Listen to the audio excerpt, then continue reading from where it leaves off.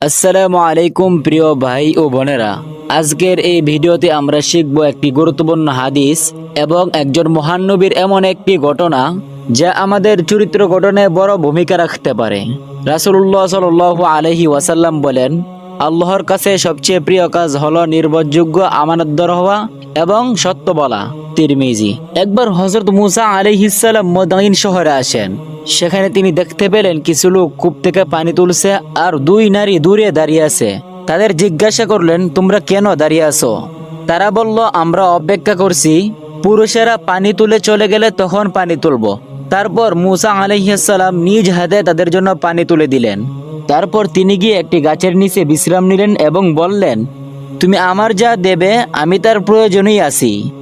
এই সততা ও সহানুভূতির কারণে আল্লাহ তার জন্য জীবনের নতুন দরজা খুলে দেন।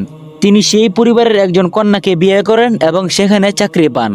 ভাই ও বোনেরা, আমাদের সমাজেও যদি আমরা হযরত মুসা আলাইহিস সালামের মতো সততা ও সহানুভূতি নিয়ে চলি, তাহলে আল্লাহ আমাদের জন্য রিজিক ও রহমতের দরজা খুলে দেবেন ইনশাআল্লাহ।